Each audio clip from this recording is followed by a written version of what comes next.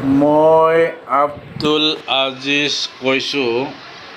মই আজি যিটো মিডিল ইষ্টত যুদ্ধৰ সূচনা হৈ আছে, ইজৰাইলৰ লগত, ইৰাণৰ লগত, হামাছৰ লগত, হিজবুল্লাৰ লগত, আজিতো এবছৰ হৈয়ে গ'ল। ইজৰাইল আৰু হামাছৰ যুদ্ধ চলি আছিল, তাৰ মাজতে আকৌ হিজবুল্লাহ আৰু ইৰাণৰ লগতো যুদ্ধখন আহি গ'ল। গতিকে লাহে লাহে গোটেই মিডিল ইষ্টতে যুদ্ধখন হ'ব। এই যুদ্ধখন আচলতে আমি সকলোৱে ইজৰাইলক দোষাৰোপ কৰোঁ, কিন্তু ইজৰাইলৰ হিম্মত নাই এই যুদ্ধ কৰা, কাৰণ ইজৰাইলে কেতিয়াও ইৰাণৰ ওপৰত আক্ৰমণ কৰা হিম্মত নাই।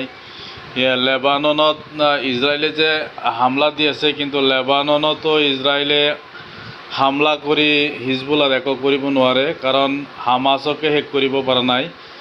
ইজৰাইলে চিৰ্ফ যিটো জেন'চাইড কৰিছে, জেন'চাইডত খালি চিভিলিয়ান ফিলিষ্টিনকো, নিখুঁত ফিলিষ্টিন যিটো আছে, একেবাৰে নিৰ্দোষী যিটো ফিলিষ্টিন আছে, পাব্লিক গাজাত, ৰাফাত, সেইবিলাকক মাৰিছে, আচলতে জেন'চাইড কৰিছে। এইবিলাকৰ আঁৰত আচলতে আমেৰিকা লুকাই আছে।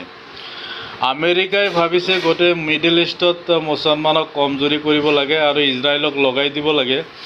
ইজৰাইল বোলাতো কোনো ৰাষ্ট্ৰ নাই, সেইকাৰণে ফিলিষ্টিনীবিলাকক মাৰি ধৰি জেন'চাইড কৰি তাতে ইহুদীবিলাক বহাব লাগে। তাৰমানে ইজৰাইলৰ পাৰ্মানেণ্ট স্থায়ী দেশ এখন লাগে, সেই হিচাপত গোটেই ফিলিষ্টিন কব্জা কৰি ইজৰাইলৰ লগত চামিল কৰিব খুজিছে। এই বুদ্ধিটো আচলতে সম্পূৰ্ণৰূপে আমেৰিকাৰ হয়।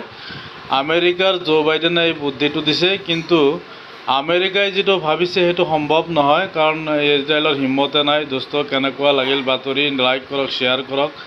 মোৰ চেনেলটো আপোনালোকে ছাবস্ক্ৰাইব কৰিব, যোনে যোনে নতুনকৈ আহিছে, কাৰণ এনেকুৱা ধৰণৰ নিউজ, খবৰ, আপডেট আপোনালোকে পাই থাকিব।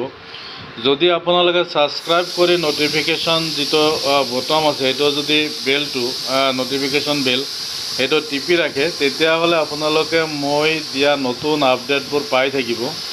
আৰু এটা নিউজ বনাওঁতে বহুত কষ্ট কৰিব লাগে, বহুত কষ্ট, বহুত মেহনত হয়। গতিকে আপোনালোকে এই কষ্টৰ বিনিময়ত আমাক এটা ছাবস্ক্ৰাইব কৰিব লাগে, লাইক কৰিব লাগে, শ্বেয়াৰ কৰিব লাগে, কমেণ্ট কৰিব লাগে। Thank U.